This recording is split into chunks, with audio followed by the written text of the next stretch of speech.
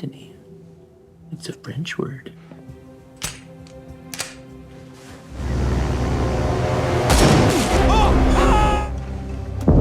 The hail? Not for me, it's not. What is that?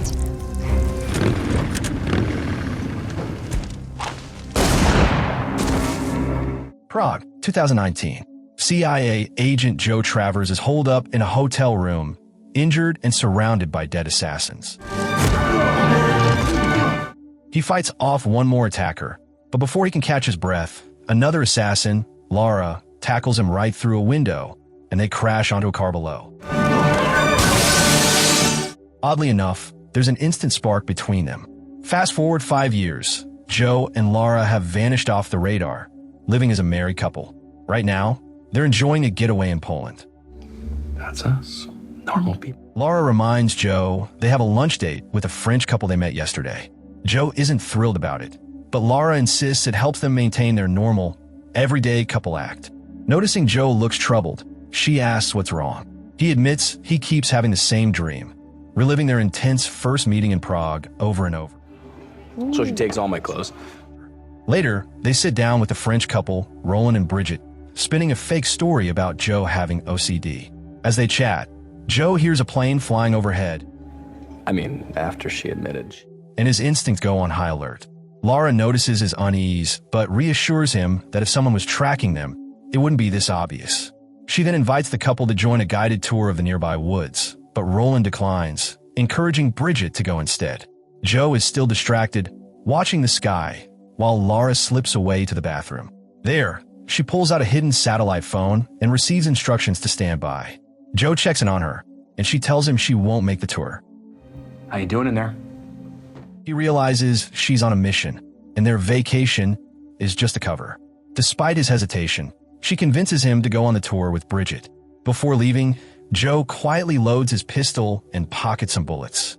Once Joe and Bridget set off, Laura heads to the resort's main hall, where Roland is drinking alone. Meanwhile, a plane approaches the resort. Its pilots suddenly shot dead mid-flight. Joe and Bridget, along with the other tourists, are hiking through the woods when they hear the plane crash nearby. Laura sees smoke rising and checks in, but is told to hold her position. At the crash site, Joe urges Bridget to go back, but she refuses. Being a doctor, she wants to help. Inside the wreckage, they find the pilots, both dead, with the letter tattooed on their necks. Shot! Joe instantly recognizes them as professionals, leaving Bridget confused. At a CIA safe house, Director Burbage meets with his agent, Kirby, who has picked up Joe's voice from the crash plane's radio. And he's been missing for 5. The aircraft belonged to the DEA, and Burbage immediately orders a check on any operatives in the area. Back at the crash site, Joe suspects the pilot swallowed something important and decides to find out. Using a knife, he cuts into one of their stomachs and digs around until he pulls out a hidden capsule. Just then, a mercenary group called the Yellow Jackets arrives, surrounding Joe and the remaining tourists at gunpoint. Laura and Roland notice the other tourists returning, but don't see Joe or Bridget among them, which sets off alarm bells. Otherwise, they'd be running. Meanwhile, the CIA is scrambling. Burbage calls in all available field agents, but only one, Chester, is nearby. Burbage doesn't trust him, calling his methods messy, but he has no choice. He also reveals something shocking. Joe, whose real name is Archibald, went missing after a botched mission 5 years ago. Work, nothing exotic. Now, he's suddenly back, and there's concern he might have joined a rogue spy network known as Alarum. At the crash site, the Yellow Jackets leader, an assassin named Orland, arrives. He questions the group about the plane.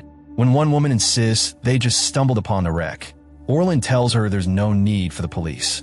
Then he turns to Bridget, sizing her up and assuming she's a nurse. When she corrects him in French, he catches on. She understood English, but only reacted when he insulted her profession. Without warning, he shoots her dead. He then turns to Joe, realizing he's American. He demands to know if Joe took anything from the crash, but Joe plays it cool, denying everything. Shoot you too. Impressed by his nerve, Orland orders his men to search the wreckage. Joe seizes the moment, attacking a nearby mercenary and making a break for it as bullets fly in every direction. Hearing the gunfire, Lara checks in with her handler, who orders her to keep Roland alive, revealing that he is actually her target, not just a random vacationer. Wasting no time, she grabs the drunken Roland and drags him to safety. Now. Meanwhile, in Slovakia, Chester gets a call for an urgent assignment. He calls Burbage, who informs him they found Joe. Slovakia. Chester recalls working with him before, but Burbage suspects Joe has gone rogue and orders him eliminated. Lara takes Roland to his cabin, smashes a mirror, and hands him a sharp shard, telling him to use it if necessary. You're gonna hold it like this. Roland is confused, but she tells him to focus, lock the door, and stay put. Joe, meanwhile, is running through the woods, dodging gunfire as the Yellow Jackets close it. Realizing he can't outrun them, he takes cover and starts shooting back. A chaotic gunfight ensues, with Joe managing to take down several mercenaries before a jeep barrels toward him. He fires at the driver, causing the vehicle to crash. Spotting a motorbike, he knocks its rider off and speeds away just as the chaos escalates. Kirby informs Burbage that Orland was aboard the crashed DEA plane and suspects he and Joe are in cahoots. But Burbage isn't convinced. With the CIA, the Yellow Jackets, Alarum, and possibly the DEA all tangled in this mess, Archibald never works with anybody. Yeah.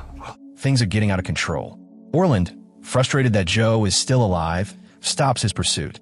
Instead, he makes a bold move, threatening to storm the resort and kill everyone Joe came with. There's no response from Joe, so Orland leaves a few men behind and heads toward the resort.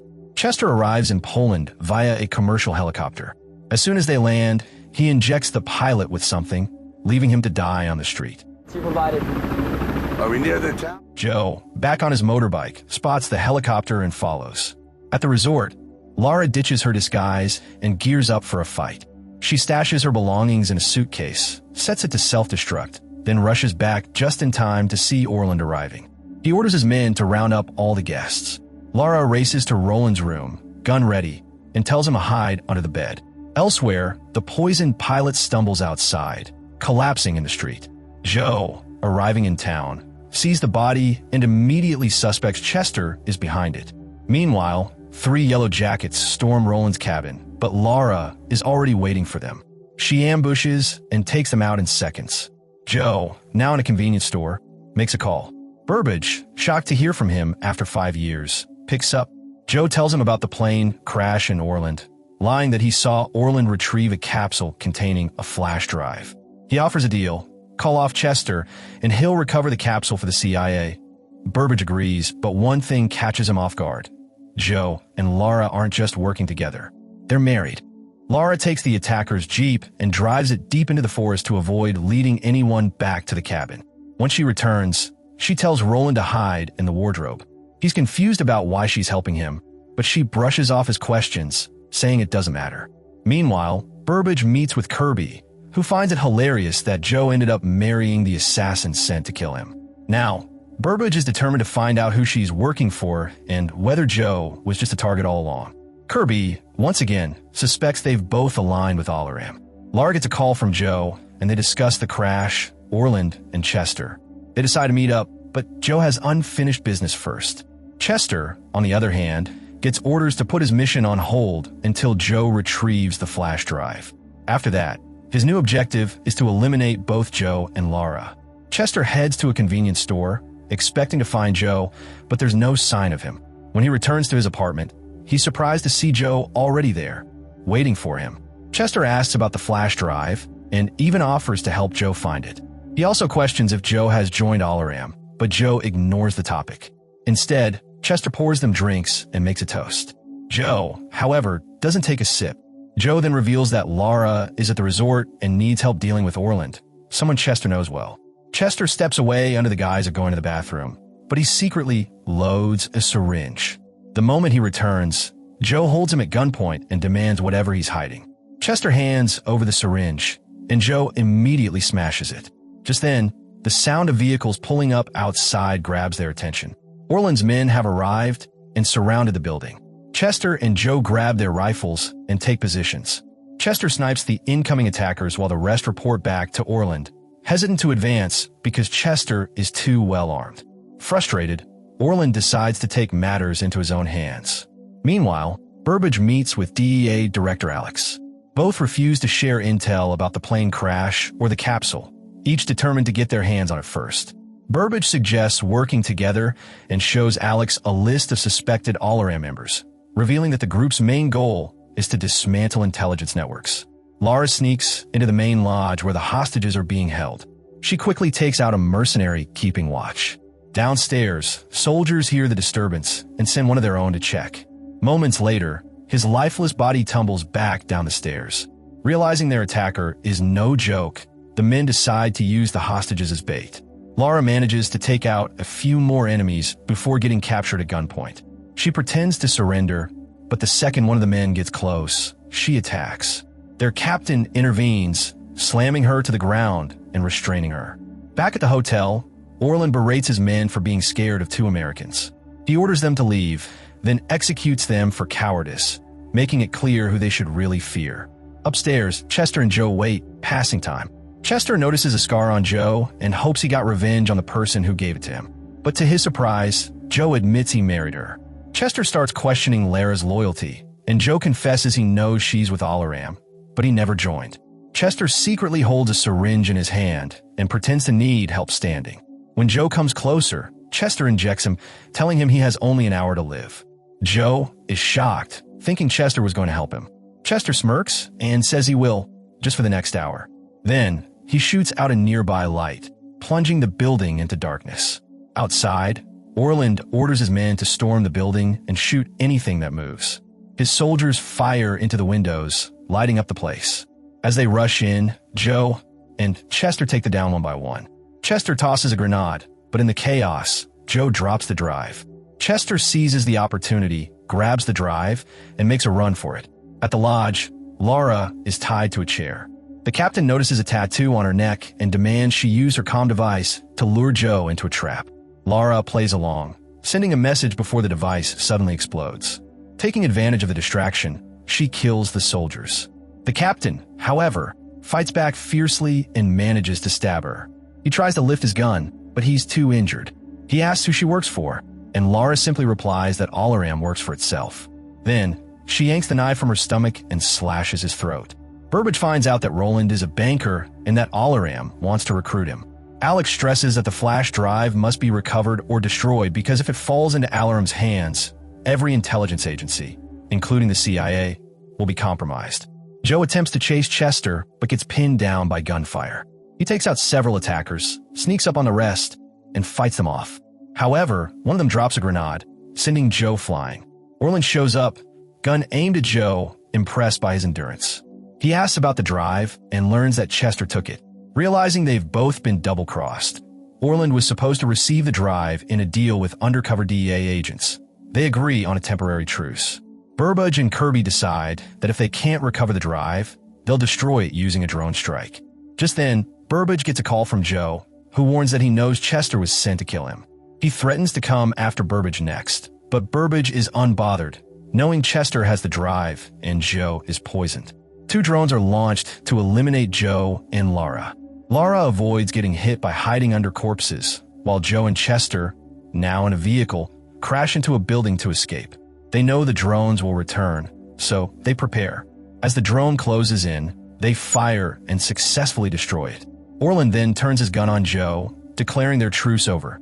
But before he can shoot, Lara takes him out. As morning breaks, Joe helps a weakened Lara to the docks, planning to head home. But Chester appears, reminding him he only has about a minute left to live. As Chester stands there, he suddenly starts feeling weak, confused about what's happening. Joe reveals that he had switched the poison with water and spiked Chester's vodka with a real toxin. Panicked, Chester reaches for the antidote, but Joe snatches it away. Desperate, Chester pleads for his life, offering to help Joe take down Burbage since he, too, was betrayed. Joe considers it for a moment before tossing him the antidote just as a CIA chopper approaches.